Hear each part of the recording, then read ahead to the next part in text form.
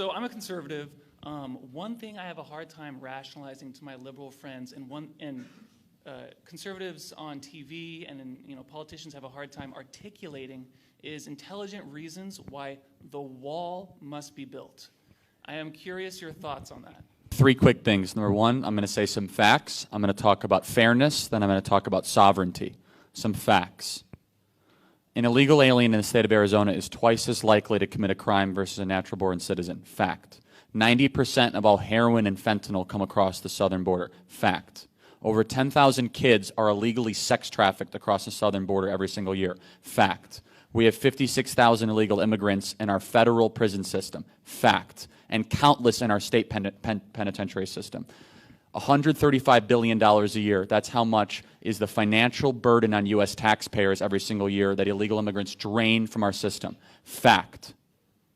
You put all that together, that's a pretty compelling argument that we have some problems with our southern border. Those are some facts. Number two is fairness. As Candace said, it is not fair to the people in Bolivia. It's not fair to the people in Bangladesh. And it's not fair to the people in Belarus that had to wait in line, fill out an application form, not commit a crime, and then wait a decade to come into this country to maybe have a chance to become an American. It is not fair to them. Number three is sovereignty.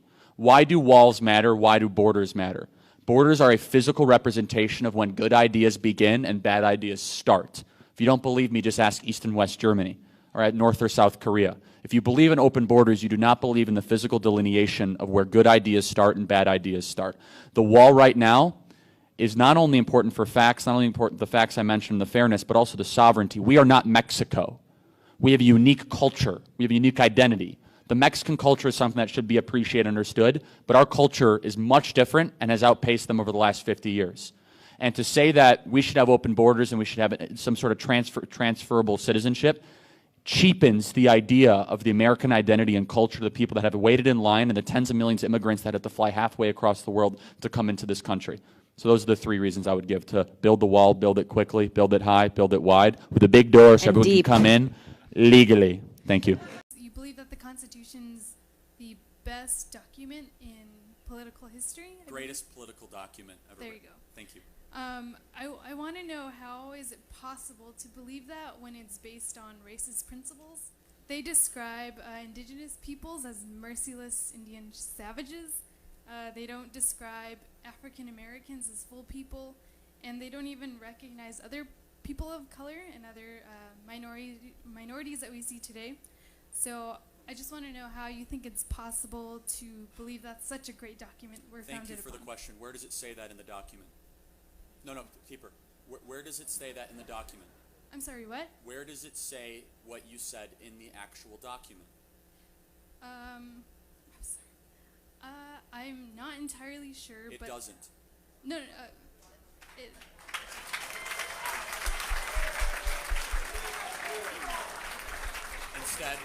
Instead, do you know what it does say? Provide for the general welfare of all people. I preface when I talked about the United States Constitution, you know what's amazing is the amendment process. I love the story of Thaddeus Stevens, who fought like hell to make sure that blacks could have the right to vote. I love the story of the Republican Party, which was founded in 1860 as an anti-slavery party.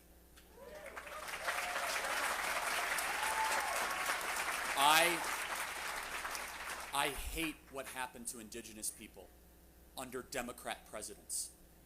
I do. Here's why it's the greatest document ever.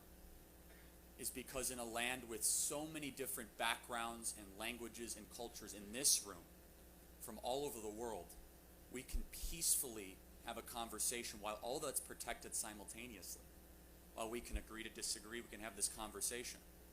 What you said is nowhere in the founding documents at all. What you said is what's some of the prejudices that was in the people of the founding fathers. This is called a logical fallacy. Tell me why the document is not correct. Don't tell me the sins of the authors. It's a big difference. You mentioned that you don't try to promote people.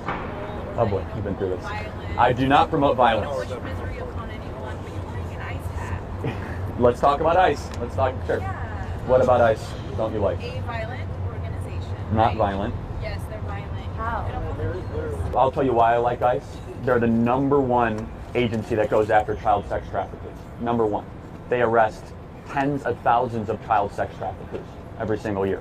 They also go after MS-13. They also go after terrorists that are here in the country domestically. ICE was formed after 9/11 to go after international threats that are here domestically. That's why they're called Immigration, Customs, and Enforcement. They get such a bad rap, and you actually meet with the agents, and you see what they do every single day. It's pretty extraordinary work. Now, they do go after people that have visa overstays. It has nothing to do with race. An illegal immigrant is not a race. Most of the visa overstays are people from Hungary or from Indonesia or from Japan. If you are here illegally, you should not be here despite your race. The immigration debate is demagogued by politicians by being a racial issue. It has nothing to do with race and everything to do with the rule of law. You talked, Charlie, I think it was you that talked a bit about like the Mueller investigation. Yeah. I know you said it was like a waste of time, that kind of thing.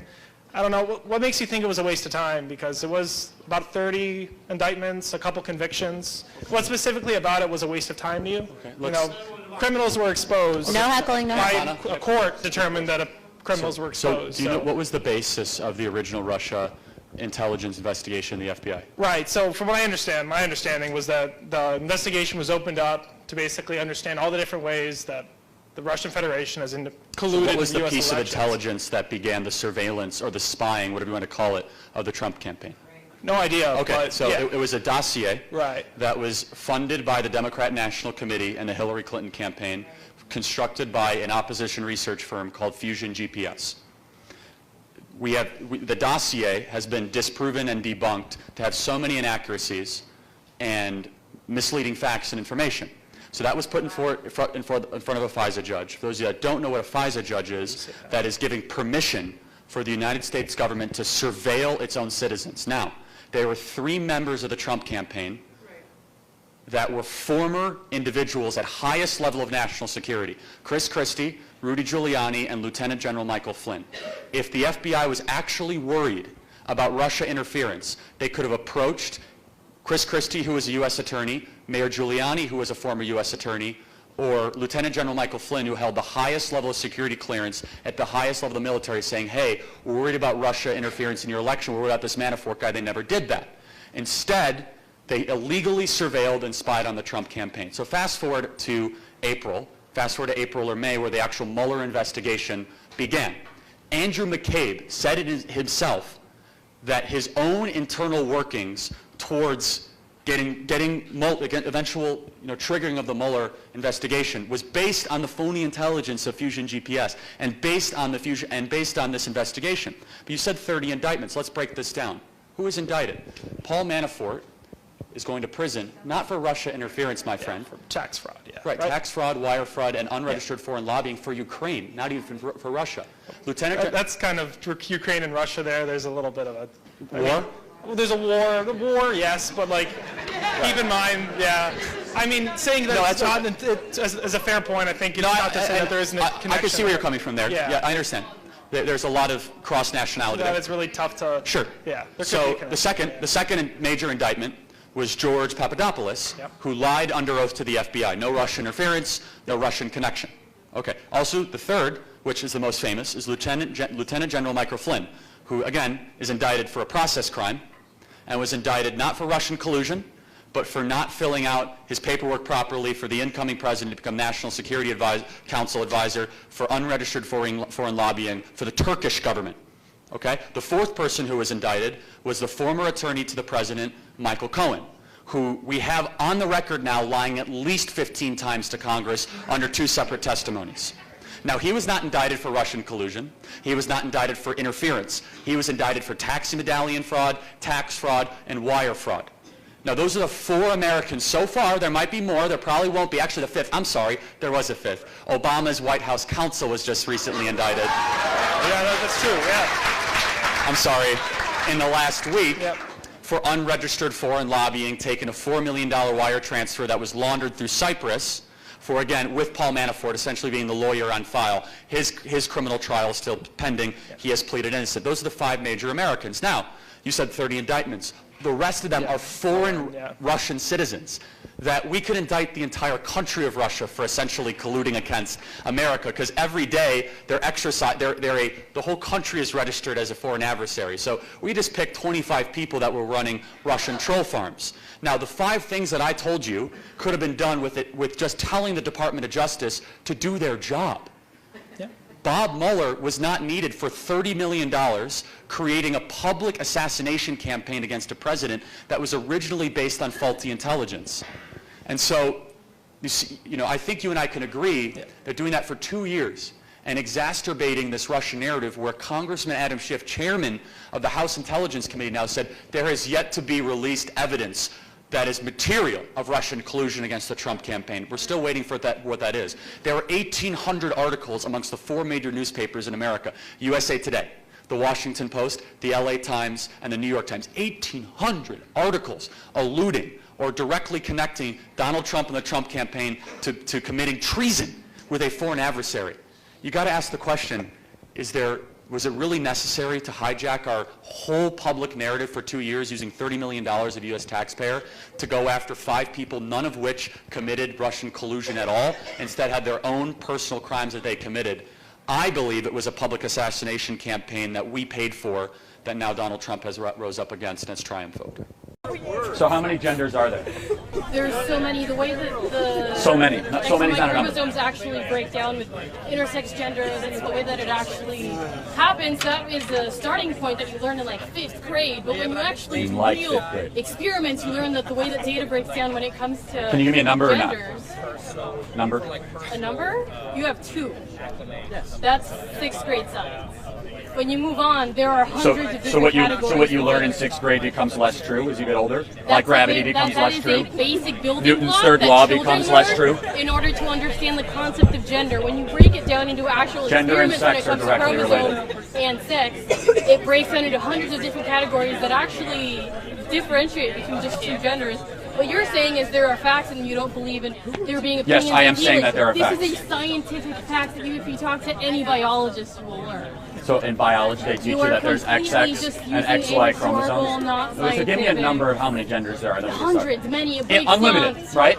It breaks So down it's in so anything many you more want to be, categories. anything you feel. No, it's what scientists determine given specific XX, categories. XY. Why do you need a number if you're Bingo. already given- Why do you need a number? That's a great You question. literally have no idea how it works. You're Because using then you could 6th grade self-identify to be anything you want at any time. Literally, biologists are saying that this is the way so the gender actually breaks down. so you would accept the argument that you can self-identify to be anything at any time. Yes, because literally Okay. biologists have That's told me what's that wrong gender- with not having a number. There are hundreds of different numbers. But again, you don't have a number. I just want to recap. that. Hundreds. There's hundreds of different So where would ways you that put data breaks down. Okay, so the data breaks down in 2 very simple predominant categories, XX and XY. And that's No. No? Oh, so there's not male and female. I think what happens is you don't understand science and scientific Oh, I don't. backing. Oh, okay. So And you just want to so I can put forth this so like I fascist so simple. oh, fascist simple. Here we go. ideology That's interesting. that will keep you. So what is fascist about saying there's 2 genders? Is you're just being completely not faithful to what actual science is telling you. No, because you science wanna is put quite forward simple. That your there's own a- oppressive narrative Oh, about how you oppressive. think So gender and now I'm should be oppressive. believed. How am I being oppressive? This is the truth comes out eventually. So how am I being Yeah, oppressive? you're being oppressive. How am I being oppressive? You're being oppressive by denying people the ability to have. How have I their own denied identity. anyone anything? Okay, denying people identity. People can identify however they want. I'm only going to use 2 genders.